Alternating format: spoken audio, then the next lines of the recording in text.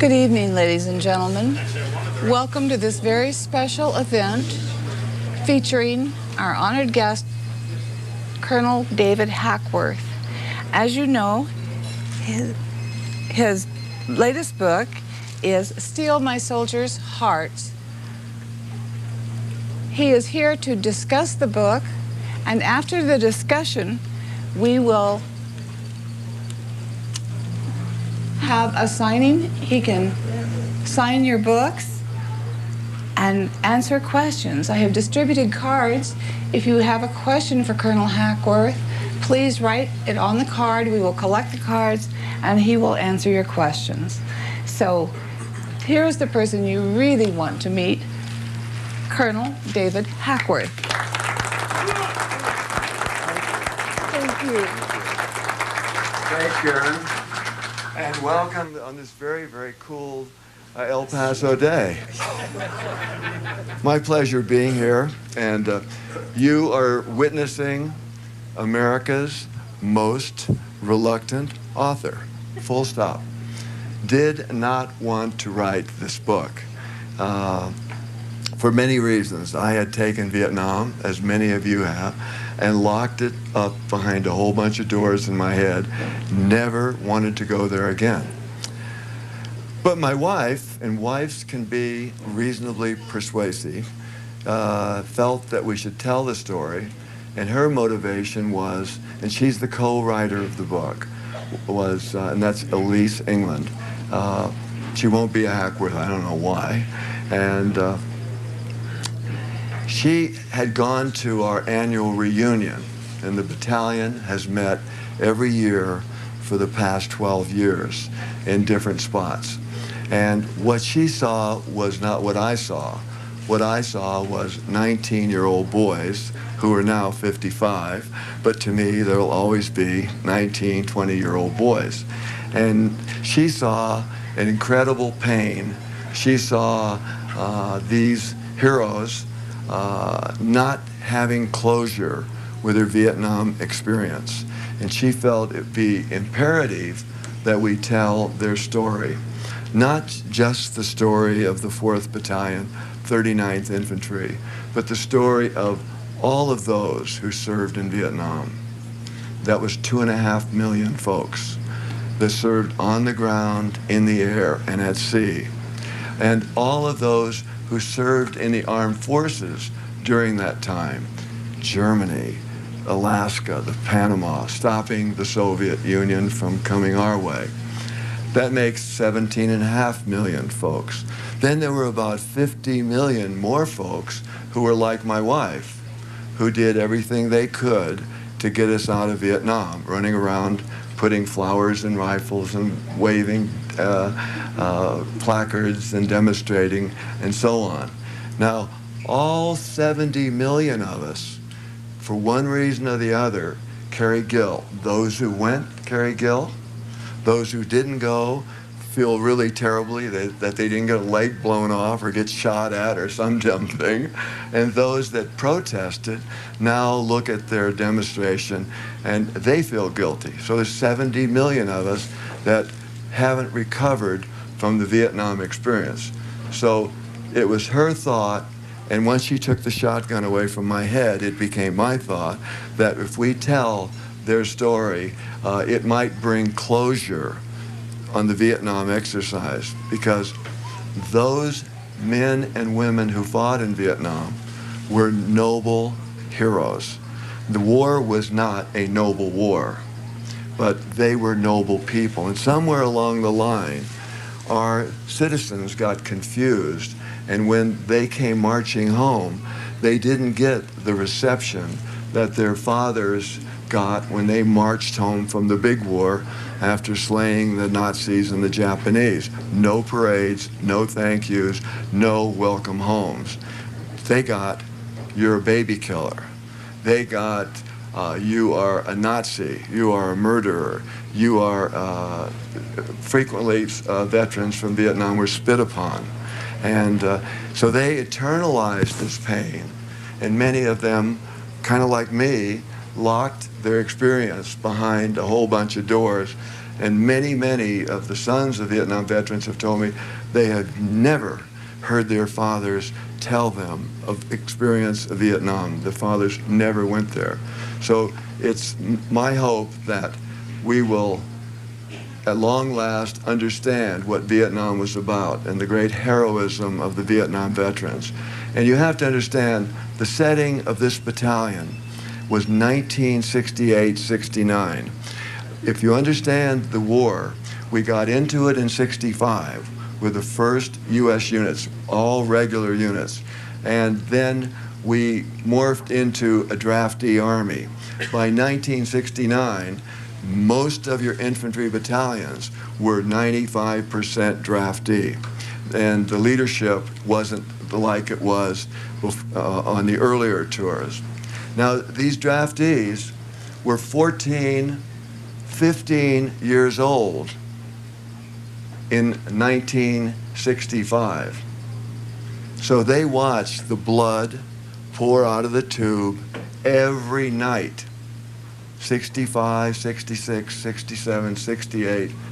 They watched their brothers come home, shy a leg, shy an arm. Maybe they watched their brothers not come home, or the kid next door not come home. So they well understood by the time Uncle Sam said, we want you, get on the bus, off to the induction center, basic training, that the war was not winnable. Yet, they did exactly as their fathers did 20 years before. They marched off to the war. And we didn't treat them too well when they came back. So I had the great privilege of commanding a battalion of these soldiers. And so that's their story. And how I put the story together with my wife was, first of all, I had my memories. And then I had a fair amount of recordings from that war, journal notes, notebooks, and all the things that soldiers and commanders and all kind of tuck away, plus a lot of letters home. Then I went to the National Archives and went through their records, got the battalion log, which gave minute for minute what happened during the time of this battalion. And from that, I was able to contact about 300 soldiers from the battalion. They were soldiers in the battalion who supported the battalion, the Red Legs, for example, the chopper pilot, the fighter pilot, the kid that drove up the truck with bringing the beans and bullets. We got all their stories and put them together. And my wife said, well, now what you'll do is just interview all these guys. I said, Roger, that'll be easy. And I said, how you doing, Greg? It's Hack. Oh, Colonel, sir, how are you? Forget that stuff. That was 33 years ago. Please call me Hack. Sure, Hack, sir. No, forget the Hack, sir stuff. Just what I want to know is what happened on 23 March. Yes, sir, 23 March. The guys all froze up. Couldn't tell me diddly squat. So my wife said, get out of there. I'm taking over the interviews. And she did. And I had to give her quick basic training. This is a rifle, this is a squad, this is a PFC, this is a general. But she was a quick study, and she got it together. And then she started interviewing Greg, and Greg would tell her all of these incredible stories. All the doors opened, and he just poured it out. And through that telling became the incredible gold that's in this story. And that's the story of the squad leader, the platoon leader, the machine gunner, the cannoneer, the pilot. It's all of their yarns kind of wove through this rich tapestry that makes this final rug, which tells the story of this battalion. How it all came about was in December of 1968, just shy of Christmas, at 3 in the morning, the phone rang. And it was a colonel in the Pentagon. Now, in the Pentagon, 6 o'clock in the morning to them is 6 o'clock in the morning all the way around the world. They don't care. But it was 3 o'clock in the morning where I was, so I groggily said, hey, it's Hackworth here.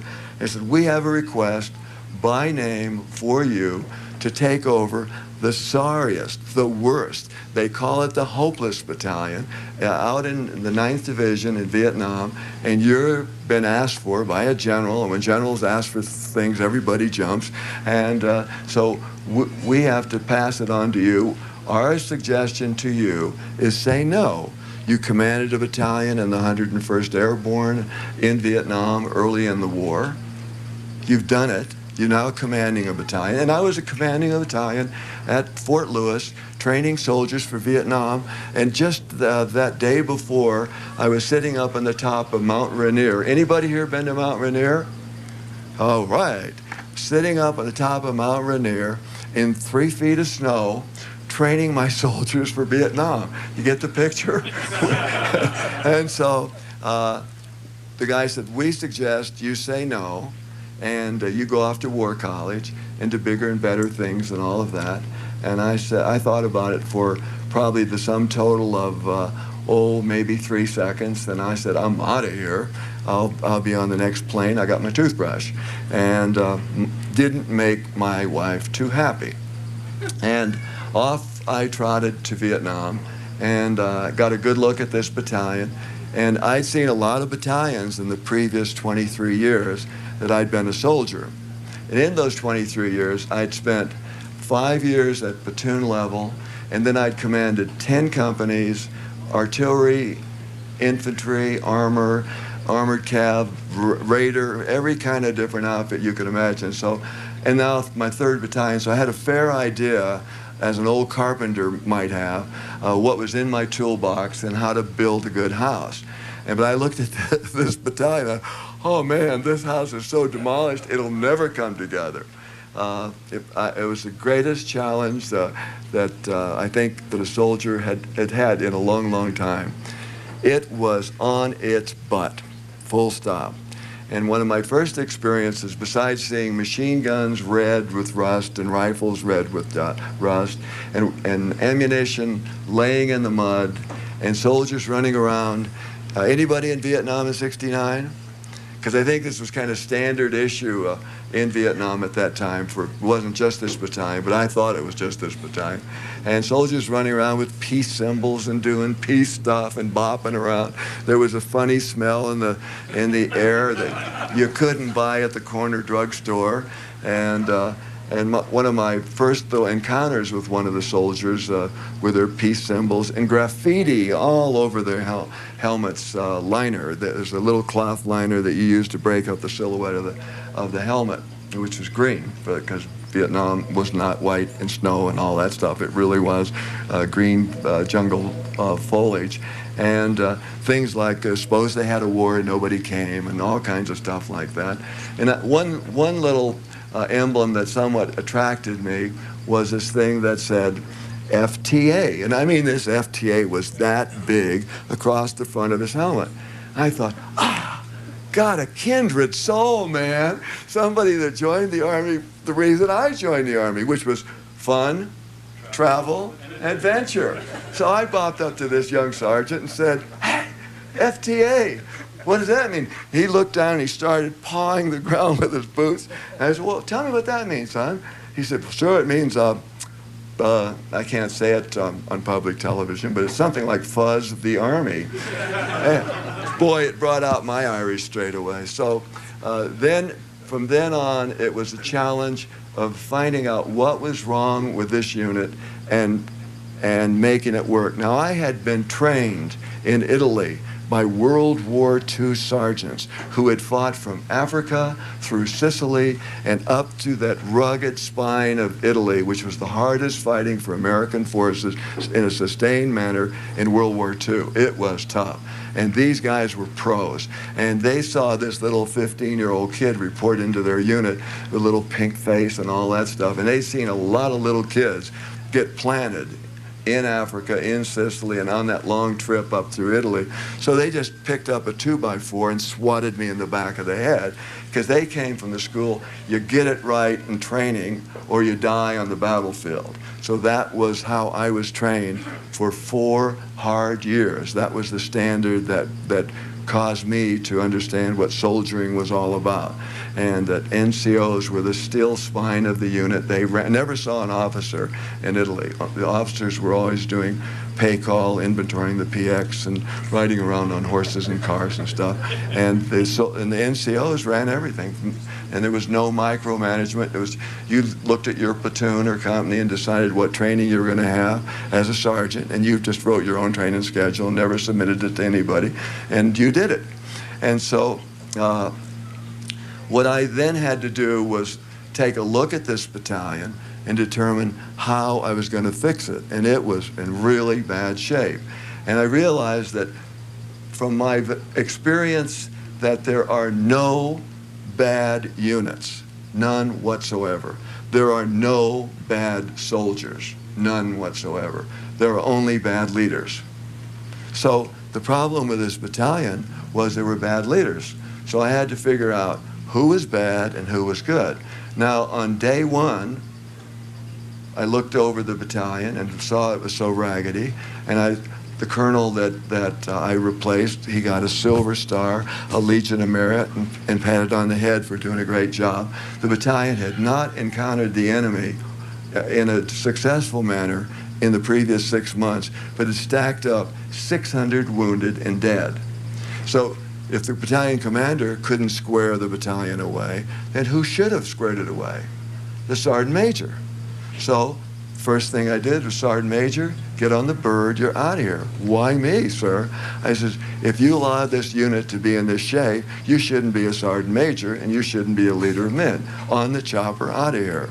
So that was basically my approach for the next 2 months, as I never smiled, and I was just this old grouchy guy, and I went out with every company, and I check out the company commander, realize good man, bad man, make a bunch of marks in my head.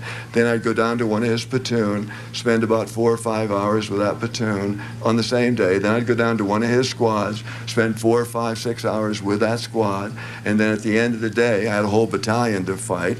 I'd jump in a chopper and come home. But I had a fairly good idea of A company, B company, C company, D company, and I kept a little notebook on what was going on.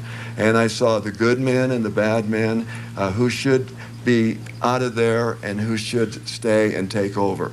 And it was through that 3-week experience that I was able to run this unit throughout a place called the Plain of Reeds, a very beautiful vacation spot. You must go there, along the Cambodian border. That I realized by the end of that who was strong, who was bad. So then I, quick, smart, fired 59 lieutenants, 8 captains, and 3 majors. Boom, boom, boom, boom. And the lieutenant would say, where should I go? I don't care. Walk down the road. See if you can hitchhike a ride in a helicopter. You're not staying here because you're not going to kill my soldiers. Now, the soldiers weren't so dumb, and they said, well, maybe this guy's for real. You know, maybe we got somebody different. He's getting rid of all, they know who, soldiers are the first ones who know who are bad, and he's getting rid of all the bad guys. And at the same time, as I saw a good guy come in, then, or identified a good guy, you've got this job, you've got that job. So I put, all of these folks were good. All they needed was a light shined on them and a little direction, and they then took off and turned the battalion around. And before you know it, the spirit came, and one of the first things, I'd always come from airborne. So airborne, you salute airborne all the way above the rest, strike force, whatever kind of unit you're from. And so I thought, well, we needed that same thing here. So I said, now when you're saluting, you will salute and say, hardcore recondo. And I wanted to make them have that airborne spirit, and after a while they would think they were airborne soldiers. That's how it goes. And when they responded, if they saluted, the officer would respond, no fuzzing slack. And everybody says, oh, that's Mickey Mouse. And they had a big joke about G.I. Joe Lifer. That's what they call me. And suddenly there was a slow conversion, and suddenly they stood a little taller, and they walked a little prouder, and they were proud they belonged to the hardcore battalion. And remember all that graffiti on their helmets? those green helmets. On the other side of that helmet was the desert color, the brown that you see the boys wearing now as they get ready to go to Kuwait. So I said, well, we couldn't get new helmet liners, covers, so I said, turn them around. But they said, look, we're in the green jungle. I said, I don't give a rat's ass. Turn the things around. So the incredible effect that this had was the Viet Cong, after a while, said, stay away from those brown-hatted guys. They're really mean. And so the battalion slowly turned around. And my next problem was to realize that they didn't have the kind of skill level that my previous battalion in the 101 had. It had been together for 10 years. I had been in the unit, the 101st Airborne, for 4 years. The battalion had been the 3rd Battalion of the 187 of the 11th Airborne, and later it was converted to the 1st Battle Group 327-101. Then later it was, Army loves to reorganize. Then it was converted to the 1st Battalion, 327 Airborne Infantry. But many of those NCOs, remember I said NCOs are the steel spine of any unit? They had been in that same battalion for all of those years.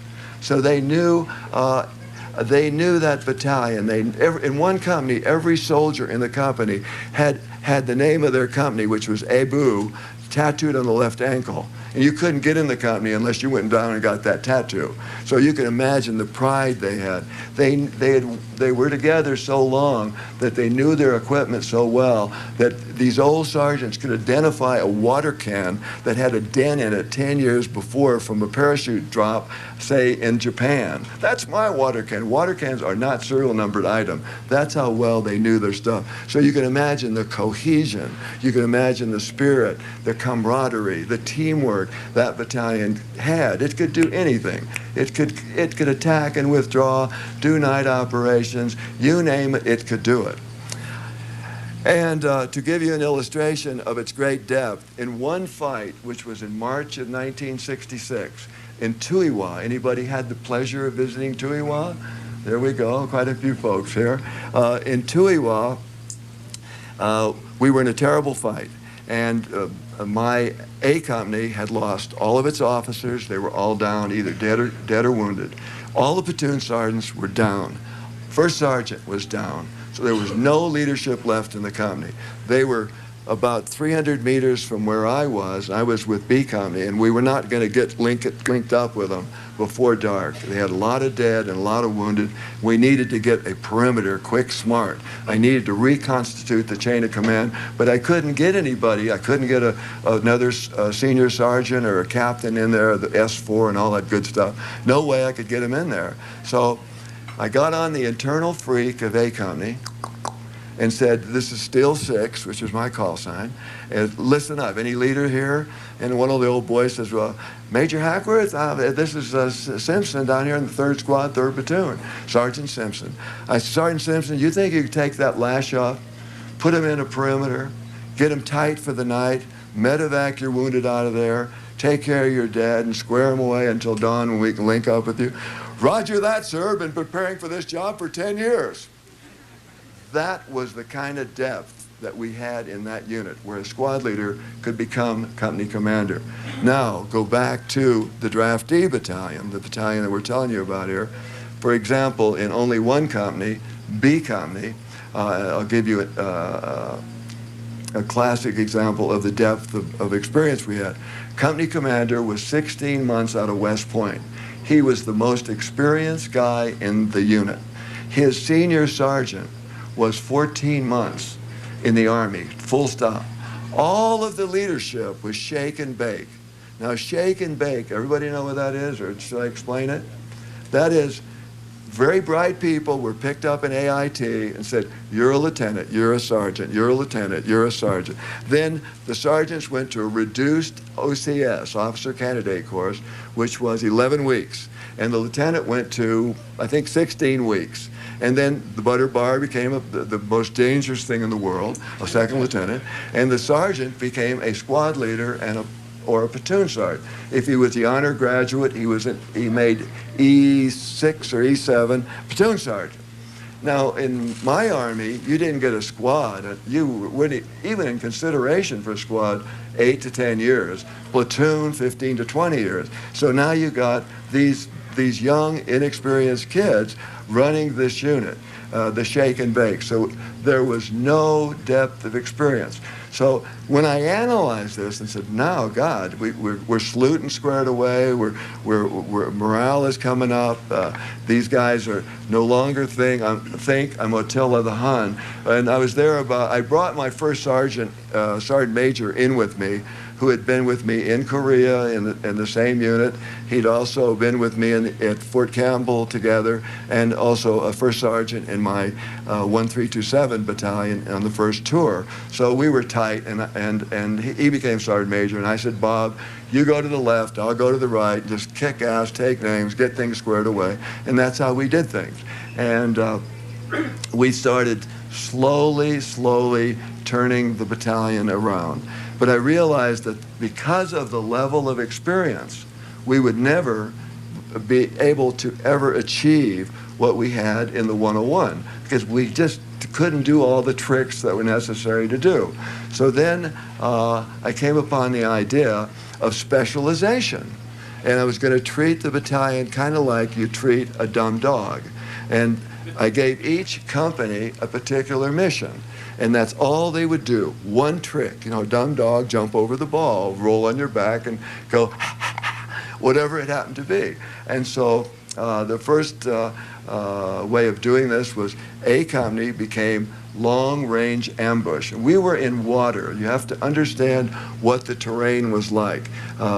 We were in water up to our waist and mud up to our waist all of the time. You could never leave a company out more than 4 days without immersion foot occurring. An immersion foot would put a hole in your foot or leg about like a bullet had gone through it, and it would knock out a company in a minute. So you could stay no longer than 4 days. So Alert Company was split in half into 2 big, strong platoons, and they operated outside the fan. The fan is 11.2, 105 in those days, 105, and that's exactly 11.2. There's the gun there, you reach out there, and that comes out 11.2. I mean, God gave me that, so I could go and figure out what the fan was. And so I always put A company outside the fan, because I wanted Charles to tap A company, thinking it was a little 8-man ambush, and he'd find 60 really tough hombres, and I could have helicopters on them, gunships, within about 7 to 10 minutes. So they were bait, and they knew they were bait. And then B company was a ranger company. They slipped into the darkness and operated as a ranger unit, stealth, surprise, ambushing the enemy, out-guerrillaing the enemy, and so on. C company was short-range ambush. 8, 7 men ambush patrols, slip out every night, and they also split in 2. So half were drying out back at their fire bases and training, and the other half were out doing their ambush thing, because they could only do it for 4 days.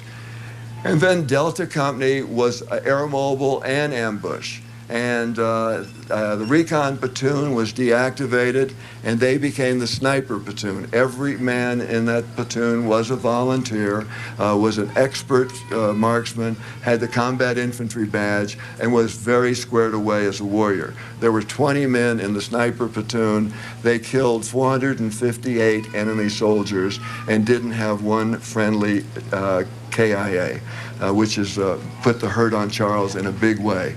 And so all of these specializations work together, and they do it day in and day out, and they became expert on ranger or air mobile or ambushing. And then when intelligence, or when we figured that Charles was the enemy, was in a particular place, we would end up I wouldn't act like the average American unit that saw the enemy and went and jumped on him. I just let him, it ignored the enemy and let him cook and let him stew until I went after him when I wanted to go after him, on the ground that I wanted to go after him, at the time I wanted to go after him. So once I'd isolated a target, then I would bring in the alert company that was way far out. They'd sneak up and go to a choke point. It might take them 4 days, but they would be at the back door of that enemy. And Claymore Company would slip in and go to other choke points. And then Delta Company would sneak in, that was a Ranger Company, and go to other choke points. And the snipers would be employed night and day. They flew night in helicopters with starlight scopes, and in the daytime they set up in various spots 2-man snipers. Talk about, what do you call it in Spanish? Conads or something, big conads. You had to be a very, very brave hombre to be doing that kind of stuff. And then on the morning of an attack, wham! The Air Mobile Company, Battle Company, B Company, would land right smack on top of the enemy. Now what did the enemy do? Did they fight? Or did they run? They ran. Where'd they run to? All the doors that we'd sealed up. And our guys went toot, toot, toot, toot, toot, toot, toot, toot, toot, and victory after victory started coming to these boys the way. And these were lopsided victories. For example, the last victory on May the 22nd, 1969, that I tell about in the book, relates to a similar story. We did it just as I described to you. We ended up with 3 Americans slightly wounded, and Jerry Sullivan, a boy from Claymore Company that got a bad mine, but quite seriously wounded. That was it, 4 wounded, and we killed over 200 enemy. It was a force far larger than ours. It was a reinforced battalion. We were a light, skinny, light battalion, and we ended up destroying that reinforced battalion and kind of winding them up, taking their colors and their logbook and all of that good stuff. And so it shows you what kids with proper leadership can do. Now, the troops really weren't saying, "Oh, Hack, we love you," when I first came there, because at that time in Vietnam, there was a thing called fragging. And if any leader was strong and hard and bad, from a squad leader, platoon sergeant, company commander, battalion commander, he might wake up one night in his hole with something rolling around, and it was a hand grenade, which comes the term fragging, fragmentation hand grenade. And we were averaging about 1,000 American KIA a year from fragging at that time. So the first sergeant major came to me and said, "Boss, there's a little problem here." I says, "What's that, Sergeant Major?" And he said, "Boys in B Company put a little price on your head." And I said, "Well, how much is it?" He says, $3,500. I says, "Forget it. That's nothing." So we just kept going, and a few weeks later he says, "Boss, it's 10,000 now." I says, "We got to do something about this. This is serious." But eventually the troops realized that what I was about and what the leadership of the battalion was about was keeping them alive. Don't sit there and get hammered as they had been. Don't sit there and react to the enemy, but go in there and take the war to the enemy. Make him run. What did George Patton say about, where is my friend Wes? What did he say about, don't kill those bastards? Or, no bastard ever won a war by dying for his country. Yeah, no bastard ever won a war by dying for their country. And it was, I had to develop in them a principle of war, the offense, take the war to the enemy. Once they realized that they could take the war to the enemy and they weren't getting blasted apart by those horrendous mines. The 3 things of war, the 3 considerations of war are weather, the terrain, and the enemy. And in the Mekong Delta, of all the battlefields I have visited as a soldier or as a war correspondent, which is a little bit more than a dozen, I ain't seen no place worse than the Mekong Delta because of the weather, because of the terrain, and because of the enemy. The weather, if it wasn't raining, it was raining. And you know about the mud and the wet, and you're always wet and you're always muddy. You never dried out. And if you found a dry patch anywhere in the Delta, the ants owned it. And those ants were VC ants, and they'd fight you for that piece of ground. And I have Guys in the battalion have told me stories of soldiers in that battalion in a firefight with bullets snapping over their head, get bit by ants and stand up. It was so bad, and swat those ants out. So, and then the third element was you had the enemy. And the enemy wasn't Manager line one, please. the enemy weren't amateurs. These guys were hardcore pros. Their great-granddaddies started it all, and they beat the French. They beat the Japanese. They beat the French again. They beat the Saigon government, and now they called us long noses. You know why? Now they were having their little go at the long noses, like and they were doing a pretty good job on us. So you were looking at fourth and fifth generation warriors. It was embedded in them. They were totally dedicated to the cause.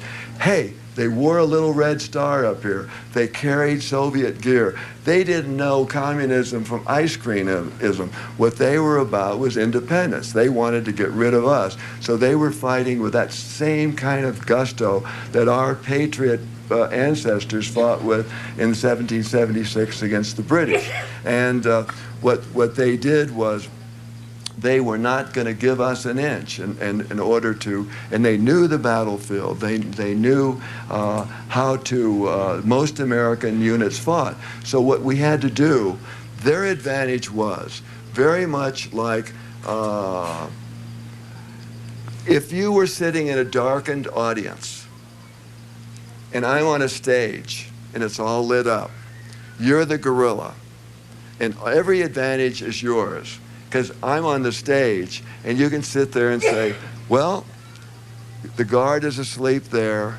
That machine gun doesn't look like it works there. There's a good avenue of approach here, and this guy is a real sleeper. We can get in there in a minute.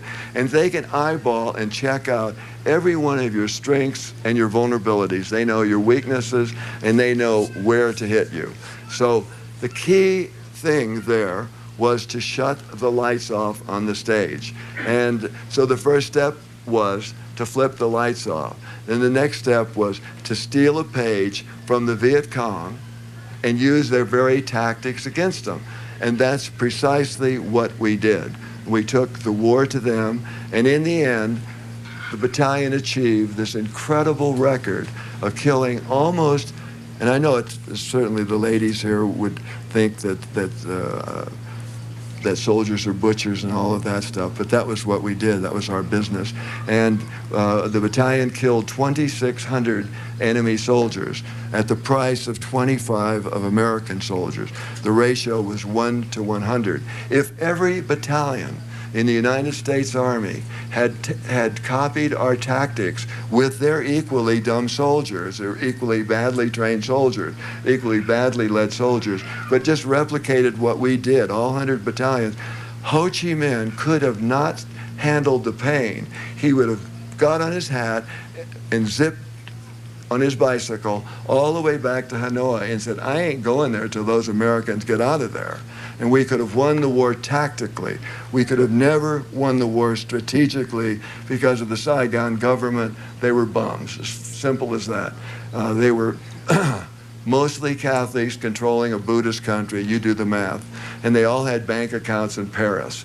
So what the Army did after this great achievement on the part of this all-draftee unit was they decided to what they called Vietnamization, and that meant start bringing American units home and announce that we had won the war and the Vietnamese could handle it because we'd built them up into this big Jack Dempsey, and they were lean and mean and could carry on the war and finally defeat the opponent. And they took the battalion. It was the first battalion in the U.S. Army in Vietnam, infantry battalion, to return to the United States. And they sent them to Hawaii. They gave them all a lei. Now, lei is a flower. You know, the Army was just not that broad-minded. And they then patted them on the head and scratched their belly and disbanded them. And all of the lessons that they learned were lost, totally lost. And then the Army, in its humiliation over the execution of the war in Vietnam, because they were fighting World War II. They didn't want to know about how to really fight the war. They thought they could use this huge sledgehammer and just beat their opponent to death, as they did the Nazis and the Germans and anybody else that ever got in our way. And so they were so humiliated because of the Vietnam experience that they wanted to forget it. And they took all those lessons that were learned by the hardcore battalion and a lot of other units there, and put them under a rug and got some super glue and sealed that sucker to the ground. And they were lost, and lost forever.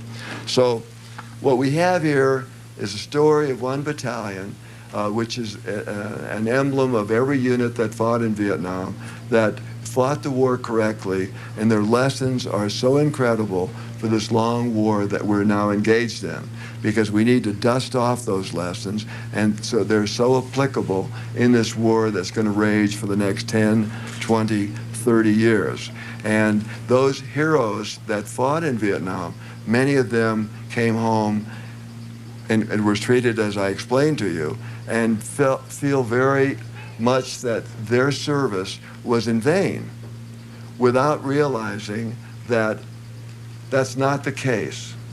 That the case, in fact, is that their lessons that they learned will be passed on to their children today. If you stop and think about it, their kids are just about old enough to be our soldiers in Afghanistan, the Philippines, Somalia, Saddam, and Iraq, and the months to come, that will be carrying the war of the future. So their lessons learned will keep their kids alive and their grandkids alive in the war of the futures, in this terrible, terrible war of terrorism. So the end result of the book, which I hope it turns on the nation and causes the nation to realize what noble heroes our Vietnam veterans are, and do this for all of us so we can all have healing, is to welcome them home.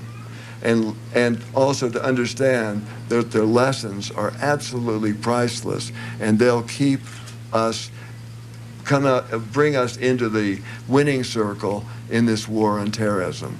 So I thank you for listening to this long harangue, and I'm happy to answer questions on Vietnam, on the book, or on the war that we're now involved in. Thank you. Yes, sir. Thank you. And I promise you, this is my first drink today. Where is that colonel that you stated? Is he in training in the Pentagon now? The colonel That preceded you. that I replaced. He went to the Pentagon. He was the Army Chief of Staff's aide-de-camp, and he made full colonel, and then he retired. And I'm sure that he's hanging his head in shame for his conduct. And in a way, and I've thought about it, and I didn't use his name because I didn't want to humiliate him, because he was a victim of the system. And the system was, what we should have had in Vietnam was professional soldiers go over with their battalions and stay with their battalions until a certain time, then bring their battalions back, let those who wanted to get out, keep the battalion together, the NCOs and the officers, and put in new people and train them and let them go home.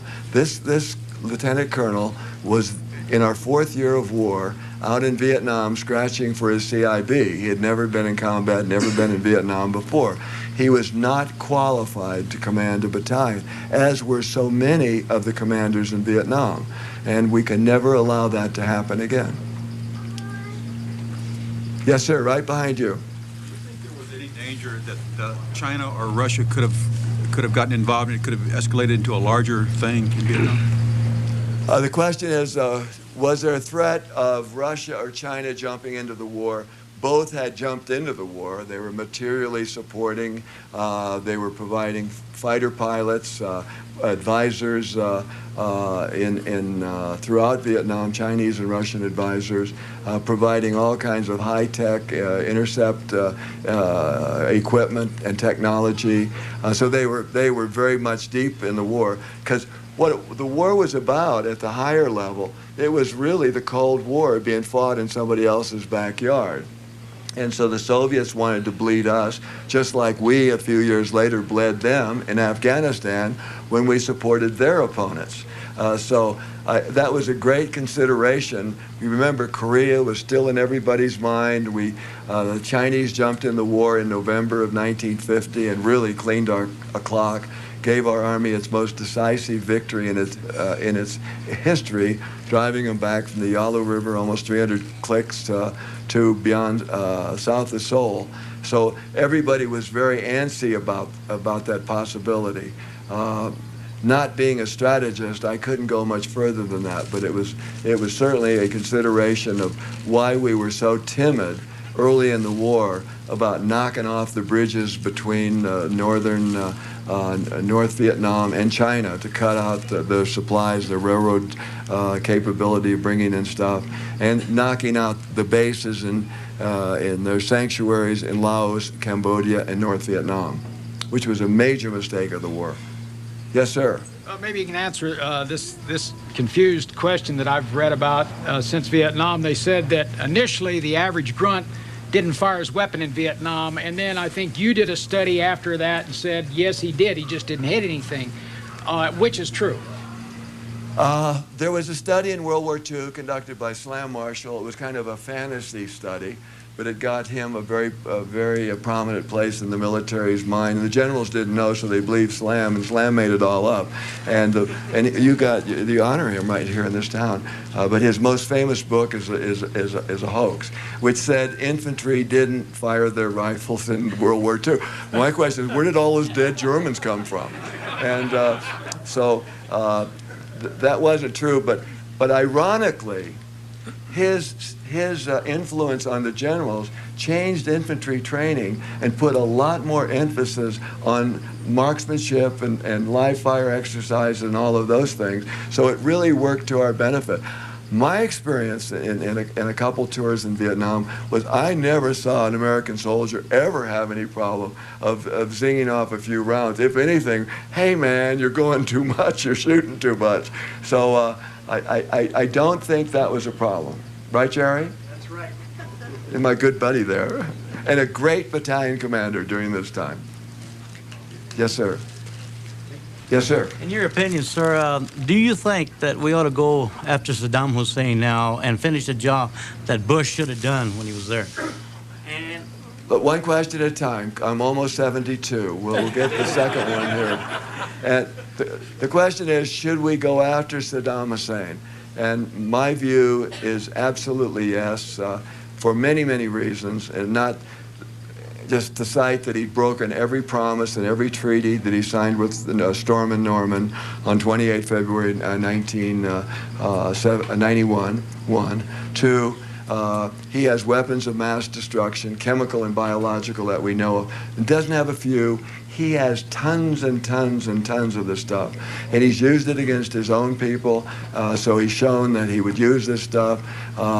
He is not too far, according to intelligence, to being able to have a nuke weapon that he can strap on those missiles he's got, which would change the whole dimension of power in that region and cause a whole bunch of people to hurt. Meaning his missiles scuds have been greatly improved by North Korea and by the graciousness of Bill Clinton providing China with a lot of technology that got into North Korea, that got into Iraq. And I reckon that he's got to go, and I think he will go, and it'll be much like what we had in '64 when Goldwater said, we're going there, and LBJ said, no, we're not, but then we had the election and off we went. So maybe after November would be the time to go, one, and two, it's perfect time in weather because it's cool out in the desert, and our boys are going to have to be really covered up in their little tents because Saddam Hussein is going to know that he's going to go down. And so as a result, he will surely use weapons of mass destruction, chemical or biological, as Adolf Hitler would have in May the 8th, 45, when he was going down. So we've got to protect our soldiers, and I think they're damn well, from what I can find out, the new equipment and new protection and detection stuff is dynamite, and we'll be able to get through that.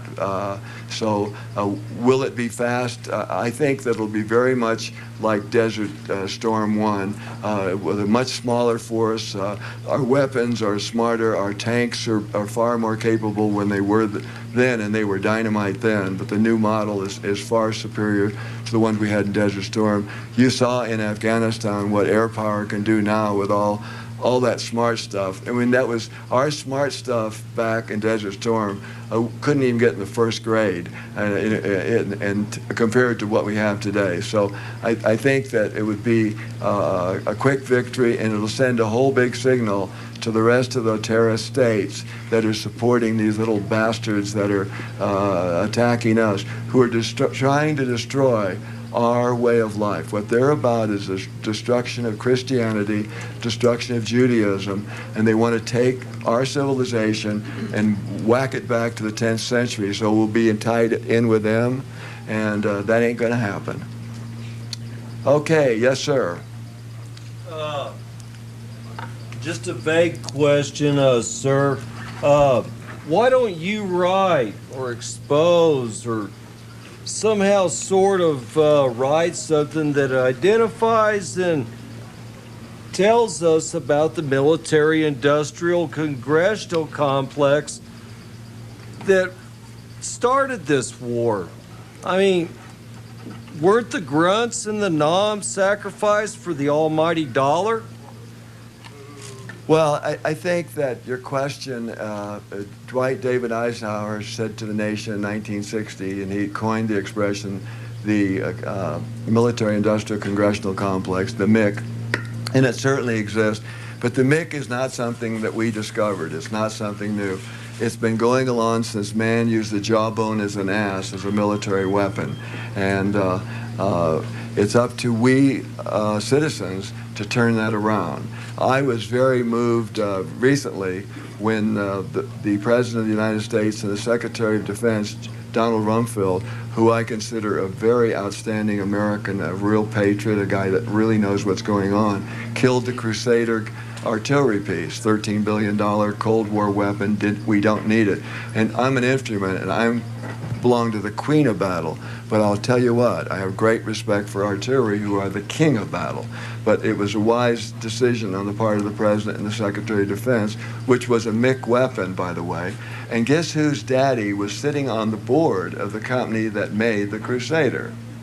George Bush's father. And our president had the guts to say, kill it. Imagine the phone call he got that night.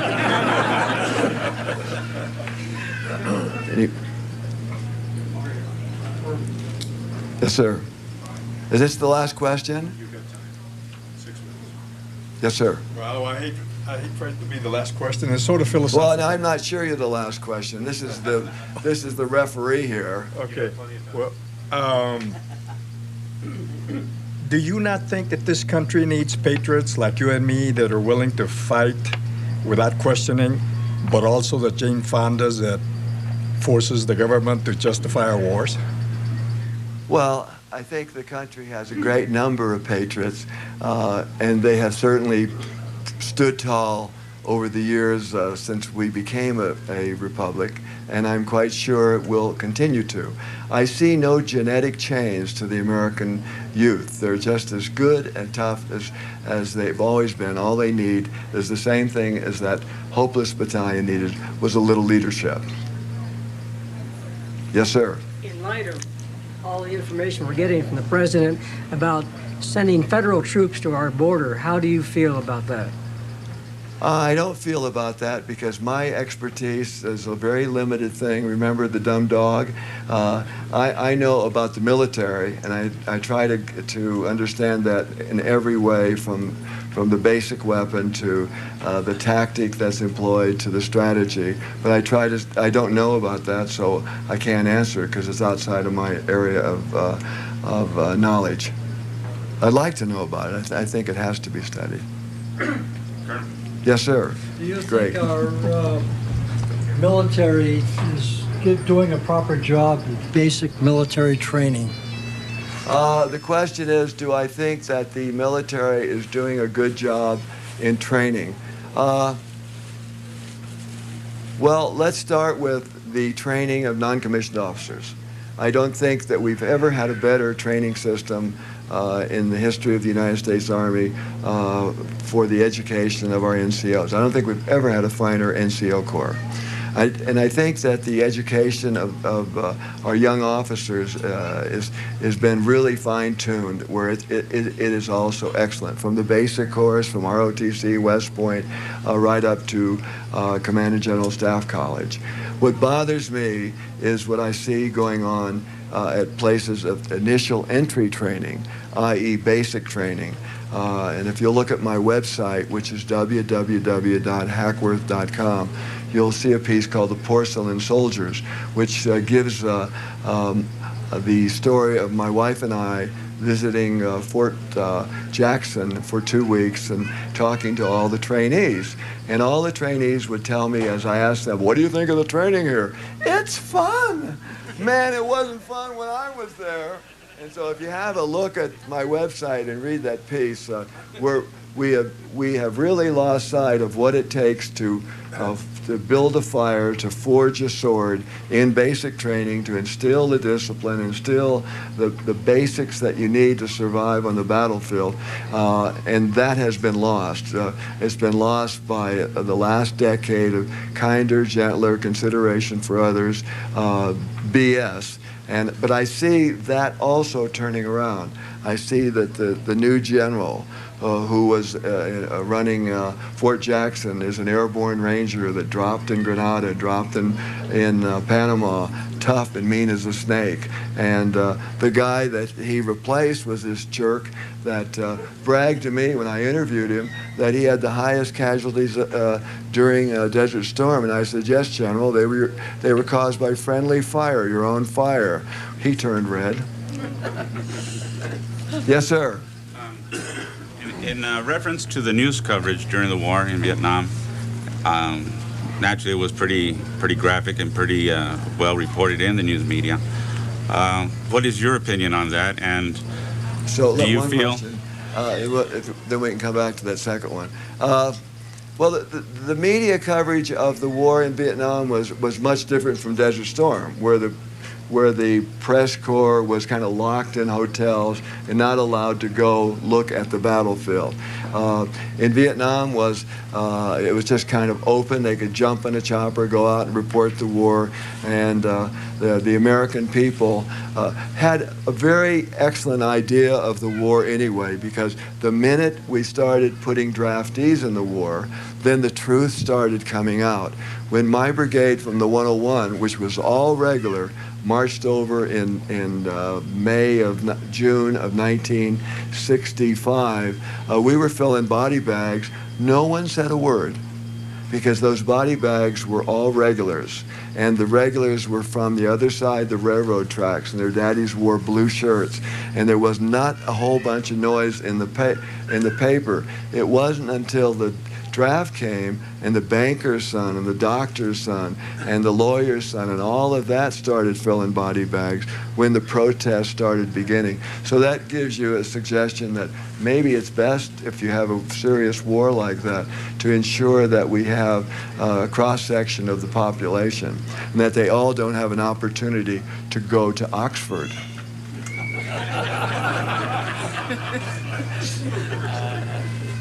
Yes, sir.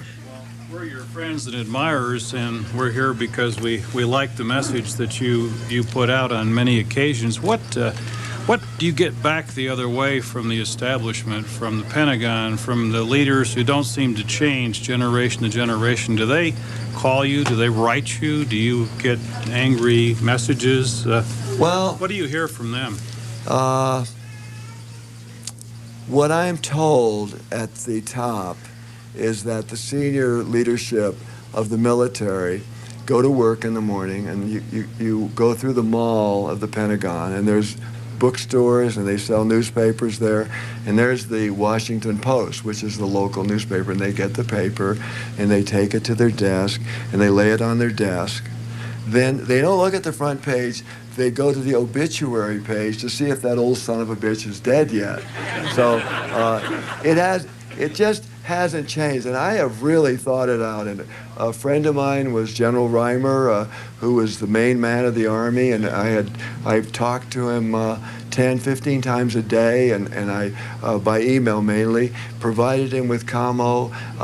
He invited me to speak to all of his generals, his commanding generals, and boy, that was kind of like Adolf Hitler at a rabbi convention. And and what I found among not all, but the senior brass of the United States military, specifically the Navy, the United States Air Force, and the United States Army, not the United States Marine Corps, is total denial. And it might be that they went to West Point for 4 years, they've served for 35, 36 years, they got 40 years service. That's their organization. They made that organization, and they can't accept what's going on. And their problem is, it was the problem of Vietnam, was simply this, that the top was not in touch with the bottom, meaning the big brass did not go down and talk to the grunt. If they did, if you'd have had chesty pullers, if you'd have had folks like George Patton, they would have gone, talked to the grunt would have said, this rifle doesn't work, this tactic sucks, and so on, and we would have been squared away. So they got to get out of their ivy towers and get down talking to the folks who are walking the walk and talking the talk. The guys that won the brilliant war in Afghanistan, and that's the Green Berets and folks like that. A lot of good folks out there. They're doing a hell of a job for all of us. Thank you very much.